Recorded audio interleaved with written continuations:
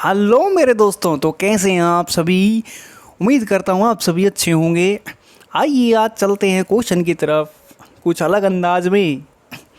Question number 116 कह रहा है, एक प्लांट सेल में कौन सी ऑर्गेनल रिस्पॉन्सिबल है टर्गर प्रेशर के लिए।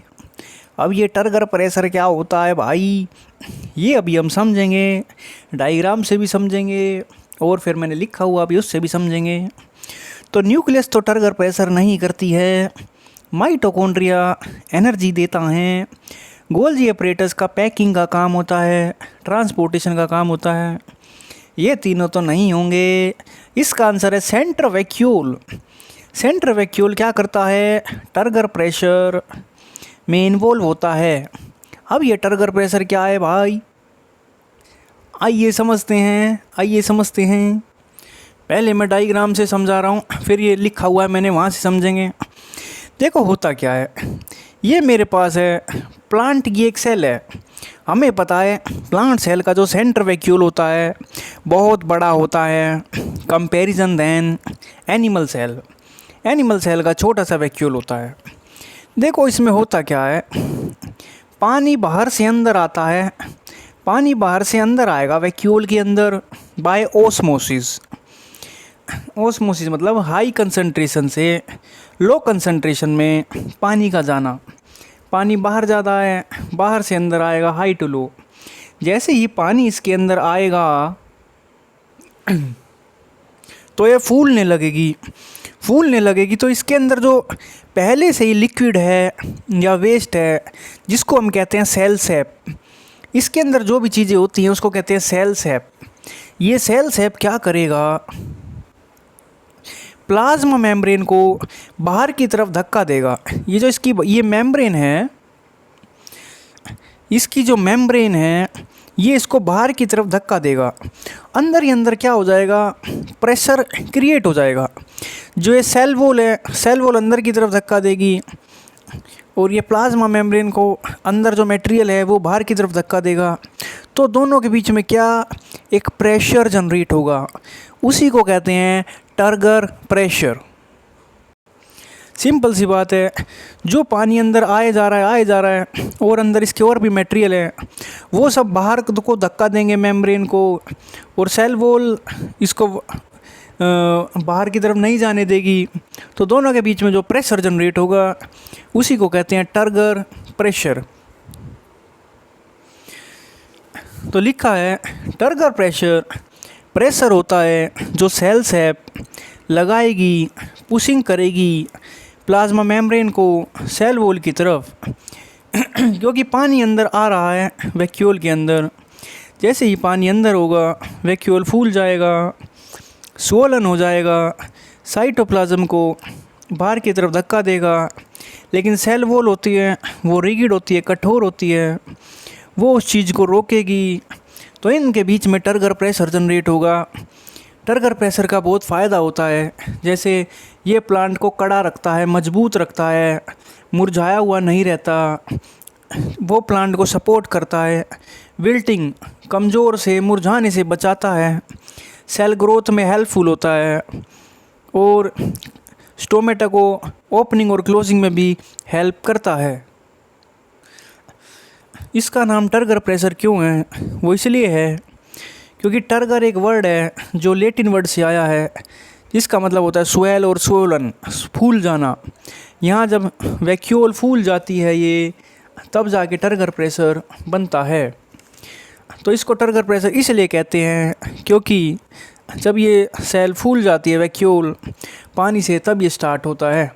उम्मीद करता हूँ आपको समझ आया होगा, नहीं तो कमेंट में ज़रूर बताइएगा क्या प्रॉब्लम है, मैं उसको अच्छे से बताने की कोशिश करूँगा। आइए चलते हैं नेक्स्ट क्वेश्चन की तरफ। कह रहा है, which phase of cell division ensure equal separation of sister chromatids. जब सेल डिवीज़न होती है तो जो सिस्टर क्रोमिड है वो कौन सी स्टेज में सेपरेट होती है, प्रोफेज में, मेटाफेज में, एनाफेज में या टेलोफेज में। ठीक है, इसका आंसर आप खुद बताएंगे, पहले हम इसको पढ़ लेते हैं अच्छे से। देखिए इसमें 4 स्टेज होती हैं। Prophase, metaphase, anaphase, telophase. ये मैंने इसका डायग्राम बना दिया है। लेकिन इन सबसे पहले एक स्टेज आती है इंटरफेज। पहले हम थ्योरी पढ़ेंगे, उसके बाद मैं डायग्राम समझेंगे। देखो इंटरफेज में क्या होता है, अब हमें पता है सेल को डिवाइड होना है। अगर सेल को डिवाइड होना है तो उसके अंदर सारा का सारा मटेरियल होना चाहिए, और बल्कि ज़्यादा होना चाहिए, क्योंकि अब डिवाइड होगा तो मटेरियल कम नहीं पड़ना चाहिए। तो इंटरफेज में यही होता है। सेल जो हैं बड़ी बड़ी हो जाती हैं, ग्रोज बिगर, अपने अंदर नया नया प्रोटीन्स बनाती हैं, ज़्यादा माइटोकॉन्ड्रिया बनाती हैं, ज़्यादा एनर्जी बनाती हैं, और सेल ऑर्गेनल्स को अपने अंदर बढ़ाती हैं। क्यों? क्योंकि अब डिवीज़न होने का टाइम है। तो अगर अंदर सारा का सारा मटेरियल अच्छे से होगा तो अच्छे से डिवीज़न होगी। सेल अपने डीएनए को कॉपी करती है, डीएनए को बढ़ाती है, डबल करती है, जो भी उसके अंदर है और बढ़ाती है। लेकिन ध्यान रखिएगा, नंबर ऑफ़ क्रोमोसोम नहीं बदलते, नंबर ऑफ़ क्रोमोसोम तो उतने ही रहते हैं। और क्या होता है इंटरफेज़ में, ये एक तरह से प्रिपरेशन फेज है। सारी चीज़ की तैयारी कर रहे हैं। जैसे हम पिकनिक पे जाते हैं, सारी तैयारी करते हैं, सामान रखे, कपड़ा रखा, ऐसे ही इंटरफेस भी क्या है, प्रिपरेशन फेज़ है। कोई भी डीएनए में डैमेज है उसको भी रिपेयर करते हैं, ताकि डिवीज़न होने के टाइम पे कोई प्रॉब्लम ना हो। स्पिंडल फाइबर भी जनरेट होती है, इसमें बनती है। एक तरह से इंटरफेज में सारी की सारी क्या है, तैयारी काम होता है। डीएनए बढ़ता है, ऑर्गेनल्स बढ़ती हैं, नया नया प्रोटीन बनता है। ये है हमारा इंटरफेज। देखो ये रहा, इसमें डीएनए कॉपी हो गया, लेकिन अभी डीएनए अनकंडेंस्ड है। अनकंडेंस्ड मतलब ऐसे फैला हुआ है, धागे की तरह से फैला हुआ है। अब तैयारी हो गई है, इंटरफेज हो गया है। अब आएगी फर्स्ट स्टेज की बार, प्रोफेज। जैसा कि मैंने आपको बताया 4 स्टेजेस होती हैं, प्रोफेज, मेटाफेज, एनाफेज, टेलोफेज। आओ पढ़ते हैं प्रोफेज क्या होता है। प्रोफेज का मतलब है बिगिनिंग। इसमें क्या होता है, क्रोमोसोम दिखने लगते हैं, डीएनए मोटा थिक होने लगता है, मोटा होने लगता है, न्यूक्लियर मेम्ब्रेन डिसअपीयर होती है, न्यूक्लियर मेम्ब्रेन टूटने लगती है। न्यूक्लियर मेम्ब्रेन इसलिए टूटने लगती है क्योंकि क्रोमोसोम को मूव करना होता है, और स्पिंडल फाइबर्स भी बनना स्टार्ट होती है। देखो पहले आप ऐसे समझते चलो, फिर मैं आपको लास्ट में डायग्राम से बताऊंगा, पूरा का पूरा एकदम अच्छे से समझ आ जाएगा। तो हमने पढ़ लिया पहली स्टेज में, प्रोफेज में डीएनए क्या हो गया, क्रोमोसोम कंडेंस हो गए, अपनी शेप में आ गए। जो बीच में आप गोल देख रहे हो उसको बोलते हैं सेंट्रोमर, ठीक है। ये इस फॉर्म में आ गए। ये न्यूक्लियर मेम्ब्रेन जो है टूटने लगती है। क्यों? क्योंकि अब इनको मूव करना है क्रोमोसोम को, ठीक है। तो इस स्टेज में क्या हुआ, डीएनए थिक हो गया, क्रोमोसोम ये न्यूक्लियर मेम्ब्रेन ब्रेक हो गई, ठीक है, स्पिंडल फाइबर्स बनने लगे। आगे चलते हैं। अब आएगी सेकंड स्टेज, मेटाफेज। इसमें क्या होता है, क्रोमोसोम मूव करेंगे, सेंटर में आ जाएंगे, सभी एक लाइन में आ जाएंगे। इसको बोलते हैं इक्वेटोरियल प्लेट या फिर मेटाफेज। स्पिंडल फाइबर क्या होता है, अटैच टू सेंट्रोमर। जैसे असेंबली में सभी लाइन में खड़े हो जाते हैं, ऐसे ही मेटाफेज में सारे के सारे ऐसे लाइन में आ गए हैं। All line of across middle, metaphase मतलब इस लाइन में आ गए हैं एक। और जो भी ये स्पिंडल फाइबर जनरेट हुई हैं, ये सेंट्रोमर से, ये बीच से ऐसे कनेक्ट होने लगती है। फिर थर्ड आएगा एनाफेज। इसमें क्या होता है, सेंट्रोमर टूटने लगते हैं, सारे के सारे क्रोमेटिड अपोजिट पोल की तरफ जाने लगते हैं, ताकि बराबर क्रोमोसोम नंबर हो जाएं। देखो एनाफेज, ए का मतलब अपार्ट, दूर जाने लगते हैं, क्रोमेटिड मूव्स अपार्ट। यहाँ आपको एक चीज़ बता दूँ, जैसे अगर आपको इस शेप में दिख रहा है तो इनको तो बोलते हैं क्रोमोसोम, मतलब ऐसे आपको डबल मिल रहा है, इस तरह की शेप तो क्रोमोसोम बोलते हैं। लेकिन अगर सिंगल है ऐसे, इनको क्रोमेटिड्स बोलते हैं। क्या बोलते हैं? क्रोमेटिड्स।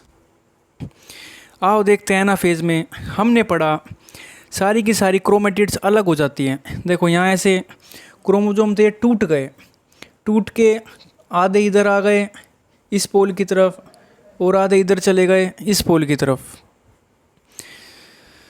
तो sister chromatids move towards opposite sides, ये होता है हमारा एनाफेज। फिर आखिरी में आता है हमारा टेलोफेज। इसमें क्या होता है? क्रोमोसोम अपोजिट पोल पे पहुंच जाते हैं, सेल दोबारा रीबिल्ड करती है अपने न्यूक्लियस को, न्यूक्लियर मेम्ब्रेन दोबारा आने लगती है, क्रोमोसोम फिर से पतले होने लगते हैं, थिन होने लगते हैं, और अब 2 न्यूक्लियस बन चुके हैं, 2 न्यूक्लियाई बन चुके हैं। टेलोफेज के में आते आते हमारे 2 न्यूक्लियस बन गए हैं, न्यूक्लियर मेम्ब्रेन दोबारा आ गई है। आइए देखते हैं। वाओ, देखिए खुशखबरी, 2 न्यूक्लियस हमारे बन के तैयार हैं। क्रोमोसोम देखो ये वापस से सिंगल सिंगल हो गए हैं, है ना, पतले होने लगे हैं, ये दोबारा से न्यूक्लियस बनने लगा है। यही होता है टेलोफेज। अब ये 4 स्टेज होने के बाद एक चीज़ और होती है जिसको बोलते हैं साइटोकिनेसिस। साइटोकिनेसिस में क्या होता है? जैसे ही हमारे न्यूक्लियस डिवाइड हो गए, न्यूक्लियस बन गए, तो इसके बाद साइटोप्लाज्म भी डिवाइड होता है। साइटोप्लाज्म भी क्या होता है? डिवाइड होता है, और एक सेल से 2 सेल हमारी बन जाती है। आपको पता है साइटोप्लाज्म होता है अंदर का जो लिक्विड मटेरियल है।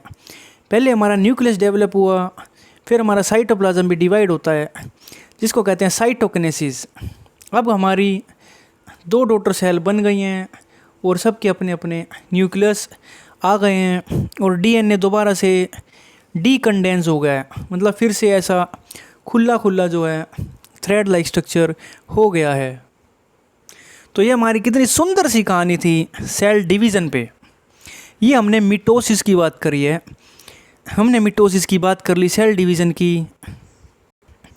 4 तरह की इसमें स्टेज हैं।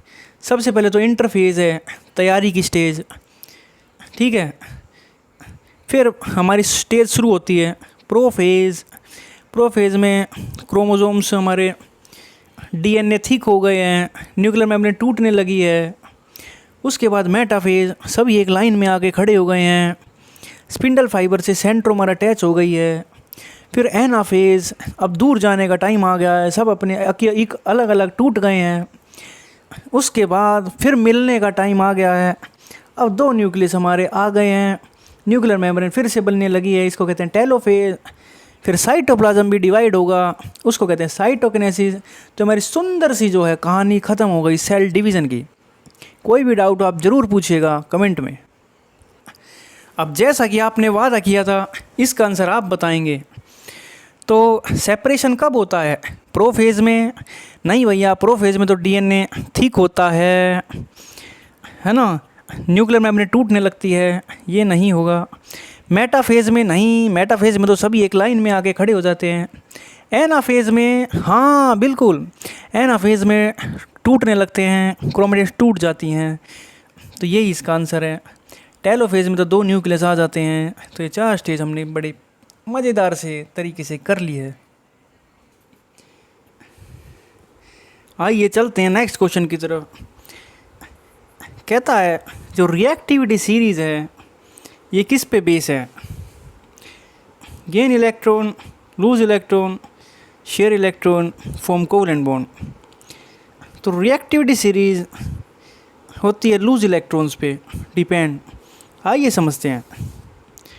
रिएक्टिव सीरीज़ सबसे ऊपर होता है सीरीज़ में पोटेशियम, फिर sodium, calcium, magnesium, aluminium, zinc, iron, lead, hydrogen, copper, ऐसे चलती है। जो ये सबसे ऊपर वाले हैं ये अपना इलेक्ट्रॉन बहुत जल्दी लूज़ कर सकते हैं। जैसे सोडियम होता है 11, इसका एटॉमिक नंबर 11 है। तो पहले में भर दिए 2 इलेक्ट्रॉन, दूसरी सेल में भर दिए 8, तीसरे में भर दिए 1। तो भैया अगर ये एक को छोड़ देगा तो इसके दोनों सेल पूरी हो जाएंगी, तो ये बहुत जल्दी से छोड़ देता है। ऊपर वाले रिएक्टिव ज़्यादा होते हैं। ऐसे ही पोटेशियम का होता है 19, तो पहले में 2, फिर 8, फिर 8, फिर 1। तो ये 1 को अगर छोड़ दे तो इसका पूरा ऑक्टेट पूरा हो जाएगा। ऊपर वाले ये आसानी से छोड़ देते हैं, इसलिए ज़्यादा रिएक्टिव होते हैं। लेकिन जैसे ही जैसे आप नीचे आओगे रिएक्टिविटी सीरीज़ में, ये फिर जल्दी से रिएक्ट नहीं करते हैं। तो रिएक्टिविटी ये रिएक्ट नहीं करते हैं। देखो, कॉपर है, मरकरी है, सिल्वर है, गोल्ड है। हम जो गोल्ड पहनते हैं, क्या रिएक्ट करता है जल्दी से? नहीं, ख़राब भी नहीं होता सालों साल, है ना। तो रिएक्टिविटी सीरीज़ किस पे बेस है?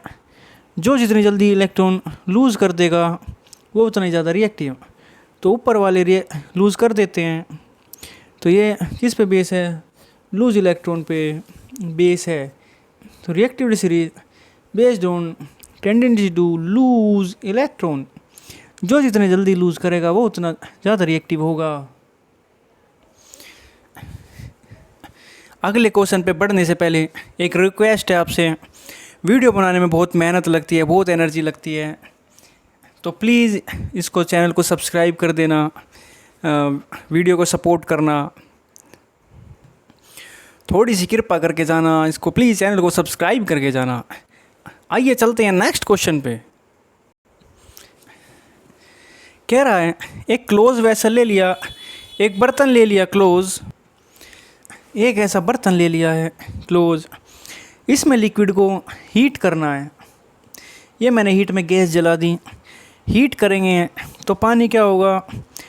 कह रहा है इक्विलिब्रियम में है लिक्विड और वेपर इक्विलिब्रियम में, मतलब जैसे पानी को हीट करेंगे तो भाप बनेगी। अब ये ढका हुआ है, भाप बनेगी, ढक्कन पे लगेगी, ढक्कन से लग के वापस पानी बनेगा, फिर उबलेगा, भाप बनेगी, ढक्कन से लगेगा, वापस पानी बनेगा। इक्विलिब्रियम का मतलब होता है जितना पानी भाप में बन रहा है उतना ही वापस पानी बन रहा है। तो इसका आंसर क्या होगा? क्या वेपर प्रेशर घटेगा? क्या वेपर मॉलिक्यूल उतने ही रहेंगे, या मॉलिक्यूल जो है वेपर फेज़ के बढ़ेंगे, या बॉइलिंग पॉइंट इंडिपेंडेंट होता है प्रेशर के? देखिए दोस्तों, सुनो आप मेरी बात भाई। जैसे जैसे हीट बढ़ेगी पानी उतना ही गर्म होगा, तो वेपर भाप उतनी ही तेज़ी से बढ़ेगी। तो भैया वेपर फेज़ क्या होगा? बढ़ेगा, क्योंकि जैसे जैसे हीट बढ़ती जाएगी टाइम के साथ भाई बर्तन और गर्म होता जाएगा, तो वेपर फेज़ बढ़ेंगे, फिर उतनी जल्दी पानी बनेगा, वेपर फेज़ और तेज़ बढ़ेगा, तो प्रक्रिया जो है वेपर जो है भाप तेज़ हो जाएगी। आइए इसको नोटबुक से समझते हैं। कह रहा है भाई मॉलिक्यूल्स में ज़्यादा काइनेटिक एनर्जी आ जाएगी, तो लिक्विड से वेपर फेज़ और जल्दी बढ़ जाएगा, बनता रहेगा, क्योंकि हीट बढ़ गई है तो पानी से भाप भी बढ़ेगी, ठीक है। तो वेपर क्या हो जाएंगे? बढ़ जाएंगे। फिर डी ऑप्शन में कह रहा था कि जो बॉइलिंग पॉइंट है प्रेशर के इंडिपेंडेंट होता है। नहीं भाई, ये गलत बात है। जो बॉइलिंग पॉइंट है वो प्रेशर पे डिपेंड करता है, ठीक है। और आखिरी में मैंने लिखा हुआ इक्विलिब्रियम क्या होता है? जितना इवेपोरेशन हुआ, जितनी भाप बनी, उतना ही कंडेंसेशन, उतना ही वापस पानी बन गया। तो दोस्तों ये बहुत ईजी सा क्वेश्चन था, ये हमने डिस्कस कर लिया है। इस क्वेश्चन में कह रहा है कोलाइडल सिस्टम कौन सा नहीं है? दूध, फॉग, शुगर सॉल्यूशन या स्मोक? इसका आंसर आप देंगे। पहले हम चलते हैं थ्योरी की तरफ। कोलाइडल सिस्टम क्या होता है? एक मिक्सचर होता है जिसमें छोटे छोटे पार्टिकल यूनिफॉर्मली डिस्पर्स्ड होते हैं दूसरे सब्सटेंस में। जो ये पार्टिकल जो मिक्स होते हैं ये बड़े होते हैं देन ट्रू सॉल्यूशन, लेकिन छोटे होते हैं सस्पेंशन से। अभी देख लेंगे क्या होता है सस्पेंशन और ट्रू सॉल्यूशन। कोलाइडल सिस्टम में जो पार्टिकल हम मिलाते हैं वो कभी भी सेटल डाउन नहीं होते, वो तैरते रहते हैं, उसी के अंदर अंदर तैरते रहते हैं। जैसे चीनी का पानी है भाई, चीनी तो क्या होगी, घुल जाएगी, है ना, लेकिन कोलाइडल में वो पार्टिकल उसमें ही तैरते रहते हैं। दो कंपोनेंट होते हैं, देखो, एक तो वो लिक्विड जिसके अंदर हम चीज़ें घोल रहे हैं, उसको तो कहते हैं डिस्पर्स्ड मीडियम। क्या कहते हैं? Dispersed medium. और जो सब्सटेंस हम डाल रहे हैं ना, जो पार्टिकल उसके अंदर डाल रहे हैं, जैसे गोल गोल, ये हो गया डिस्पर्स्ड फेस। और जो लिक्विड है वो क्या हो गया? Dispersed medium. ठीक है। जैसे चीनी का पानी क्या है? ट्रू सॉल्यूशन है। ट्रू क्यों? क्योंकि वो पूरा का पूरा घुल जाता है। कोलाइडल सिस्टम में ऐसा लगता है कि वो होमोजीनियस है, सारे में अच्छे से मिक्स हो रखा है, लेकिन ऐसा नहीं होता। कोलाइडल सिस्टम क्या होता है? हेट्रोजीनस होता है। आइए अब इसको समझते हैं इजी लैंग्वेज में। जैसे दूध है, दूध भाई, दूध के अंदर बहुत सारी चीज़ें होती हैं, लैक्टोज शुगर भी होता है। जो भी उसके अंदर पार्टिकल हैं वो पूरे घुलते नहीं हैं, उसी में ही रहते हैं। ठीक है, सेटल डाउन भी नहीं होते। अगर सेटल डाउन हो जाते तो पानी पानी ऊपर रह जाता, है ना। तो दूध क्या है? कोलाइडल सिस्टम है, क्योंकि इसमें अच्छे से घुलते नहीं हैं। ऐसी जो फोग है, फोग जो है, कोहरा, वो भी क्या है? एक तरह से उसके अंदर पार्टिकल्स हैं, ऐसा लगता है आसमान में सारे में अच्छे से फैल गए हों, लेकिन वो भी सेटल डाउन नहीं होते और ना ही उसमें घुलते। तो फोग भी कोलाइडल सिस्टम है। धुआं भाई, धुएं के जो पार्टिकल्स हैं वो भी हवा के अंदर क्या होते हैं? सारे में फैल जाते हैं, अच्छे से डिस्पर्स्ड हो जाते हैं, है ना। लेकिन वो भी क्या है? बड़े बड़े पार्टिकल्स होते हैं, सेटल डाउन नहीं होते, यानी कि हवा में मिक्स हो जाएं, है ना। तो भाई ये भी कोलाइडल सिस्टम है। लेकिन चीनी का पानी भाई ये घुल जाता है, घुल के सेटल डाउन होके अच्छे से घुल जाता है। ठीक है, तो ये कोलाइडल सिस्टम नहीं है, ये क्या है? ट्रू सॉल्यूशन है। क्या ये? ट्रू सॉल्यूशन है। एक बार ऊपर से हम तीनों चीज़ों को देख लेते हैं। ट्रू सॉल्यूशन, कोलाइड और सस्पेंशन। ट्रू सॉल्यूशन में जो पार्टिकल होते हैं घुलने वाले, वो 1 नैनोमीटर से भी क्या होते हैं? छोटे होते हैं। कोलाइडल में 1 से 1000 के बीच में होते हैं। सस्पेंशन में बड़े बड़े पार्टिकल होते हैं, 1000 से भी बड़े। ट्रू सॉल्यूशन कैसा होता है? ट्रांसपेरेंट दिखता है, आर पार दिखता है, जैसे चीनी का पानी। कोलाइडल ट्रांसलूसेंट, मतलब थोड़ा थोड़ा दूसरी साइड का दिखता है। सस्पेंशन ओपैक, बिल्कुल भी नहीं दिखता। ट्रू सॉल्यूशन में टिंडल इफ़ेक्ट नहीं होता, कोलाइडल में होता है, सस्पेंशन में भी होता है। टिंडल इफ़ेक्ट समझते हो आप? इसके बारे में नेक्स्ट अच्छी वीडियो में पढ़ेंगे, किसी दूसरी में। अभी समझ लेते हैं। मतलब लाइट स्कैटर नहीं करती, सीधा पार हो जाती है, स्कैटरिंग नहीं करती, ऐसे ऐसे फैलती नहीं है। ठीक है। ट्रू सॉल्यूशन में पार्टिकल सेटल डाउन नहीं होते, कोलाइडल में भी सेटल डाउन नहीं होते, और सस्पेंशन में सेटल हो जाते हैं। ठीक है, कोई डाउट हो तो बताना। चीनी के पानी में भी सेटल नहीं होते, पूरे में मिक्स हो जाते हैं।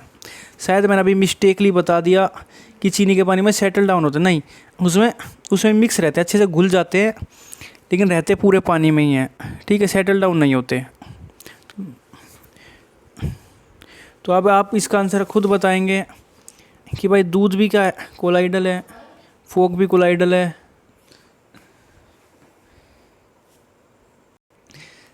फाइनली ये लास्ट क्वेश्चन है, ये वाला 134, और मेरी तरफ से फिर 60 क्वेश्चन पूरे हो जाएंगे। बाकी वीडियोस मिला के मेरी तरफ से पूरे के पूरे मेरे 60 क्वेश्चन करा दिए। ये लास्ट क्वेश्चन बचता है, इसको और डिस्कस करते हैं। और ये कह रहा है न्यूटन सेकंड लॉ के अकॉर्डिंग फोर्स किसके डायरेक्टली प्रोपोर्शनल है? मोमेंटम के, velocity, displacement, rate of change of momentum. इसका आंसर है rate of change of momentum. सबसे पहली बात, मोमेंटम होता क्या है? देखो, मोमेंटम को पी से डिनोट करते हैं। मोमेंटम का फॉर्मूला होता है मास इनटू वेलोसिटी। ठीक है भाई, मान लो ट्रक है, ट्रक का मास भी क्या है, ज़्यादा होगा। मान लो एक ट्रक है, एक गाड़ी है, दोनों की वेलोसिटी मान लो 5 मीटर है, 5 मीटर पर सेकंड से चल रहे हैं दोनों, पर ट्रक का मास क्या होगा, ज़्यादा, तो मतलब ट्रक का मोमेंटम भी ज़्यादा होगा। भाई जब दोनों को गुणा करेंगे, मास एक का ज़्यादा है तो मोमेंटम ज़्यादा आएगा, और गाड़ी का मोमेंटम कम होगा। मोमेंटम एक तरीके से समझो कि किसी चीज़ को रोकना कितना मुश्किल है। मोमेंटम का आप ऐसे समझो, जैसे मान लो अगर ट्रक का मोमेंटम ज़्यादा है ना, भाई ज़्यादा ही है, नॉर्मल सी बात है, गाड़ी भी 5 की स्पीड पे चल रही है, ट्रक भी 5 की स्पीड पे चल रहा है। अब तुम्हें हाथ से रोकना है, तो भाई किसको रोकना बहुत मुश्किल है, ट्रक को, क्योंकि उसका मोमेंटम ज़्यादा है। ठीक है, जैसे मान लो क्रिकेट बॉल है, क्रिकेट बॉल का मोमेंटम कम है, मान लो दोनों 5 की स्पीड की तरफ स्पीड से आ रही हैं, क्रिकेट बॉल भी और ट्रक भी, किसको रोकना ज़्यादा आसान है, भाई बॉल को रोकना बहुत आसान है, लेकिन 5 की स्पीड जो ट्रक आ रहा है उसको रोकना बहुत ही मुश्किल है, ग्रेटर है, चोट ही लग जाएगी हमें। आओ अब क्वेश्चन पे आता हूँ। मान लो मोमेंटम चेंज हुआ, बहुत ही कम टाइम में चेंज हो गया, शॉर्ट टाइम में बहुत ज़्यादा मोमेंटम चेंज हो गया। मान लो ट्रक खड़ा था, उसका मोमेंटम ज़्यादा है, लेकिन विद इन 30 सेकंड के अंदर वो 50 की स्पीड पे पहुंच गया, तो मतलब बहुत जल्दी से उसको मोमेंटम क्या होगा, चेंज होगा। तो मतलब फोर्स भी कैसी लगी होगी, ज़्यादा लगी होगी, पंजा पूरा खींच के दबाया होगा एक्सेलरेशन पे, जब जाके भगा होगा ट्रक। ठीक है, अगर मोमेंटम के रेट में चेंज आ गया, बहुत जल्दी चेंज आ गया कम समय में, तो मतलब फोर्स भी ज़्यादा लगा है। लेकिन मान लो गाड़ी है, 50 की स्पीड पे गाड़ी चल रही है, और ब्रेक मारना शुरू करा, और 5 मिनट बाद वो 40 की स्पीड पे आई, 5 मिनट बाद आई, तो मतलब उसका जो मोमेंटम चेंज हुआ बहुत ही कम चेंज हुआ। भाई बहुत ही हल्का हल्का ब्रेक मारा, 10 मिनट में 40 पे स्पीड पे आई, एक एग्जांपल दे रहा हूँ। तो मतलब यहाँ किस फोर्स से हमने रोकी गाड़ी, बहुत ही कम फोर्स से रोकी। तो कम समय में अगर ज़्यादा मोमेंटम चेंज हो जाए तो मतलब फोर्स बहुत ज़्यादा लगा है, लेकिन बहुत लंबे समय में अगर मोमेंटम बहुत कम चेंज हो तो मतलब फोर्स भी बहुत कम लगा है। तो फोर्स किसके डायरेक्टली प्रोपोर्शनल है, rate of change of momentum. Momentum जितना ज़्यादा जल्दी चेंज होगा ना कम समय में, फोर्स उतना ज़्यादा। ठीक है, और जितना कम चेंज होगा ज़्यादा समय में, तो फोर्स उतना कम। चलो मैं इसका एक और एग्जांपल बताता हूँ। मान लो तुम्हें एक बॉल फेंकनी है, एक बार तो तुमने पूरा जोर लगाया, वो बॉल 1 किलोमीटर दूर चली गई, मोमेंटम बहुत जल्दी चेंज हो गया भाई। मान लो 2 सेकंड के अंदर, 2 सेकंड नहीं तो नहीं, 5 सेकंड के अंदर 1 किलोमीटर दूर चली गई। फिर दूसरी बार तुमने बॉल फेंकी, 5 सेकंड के अंदर वो सिर्फ 2 ही मीटर दूर गई, तो मोमेंटम किस में ज़्यादा चेंज हुआ भाई, 1 किलोमीटर में। तो मतलब वहाँ फोर्स भी तुमने क्या लगाया, बहुत ज़्यादा लगाया, तभी तो वो इतनी दूर मोमेंटम चेंज हो गया उसका। लेकिन जो 2 ही मीटर तक गई वहाँ तुमने कम फोर्स लगाया। तो भाई force is directly proportional to rate of change of momentum.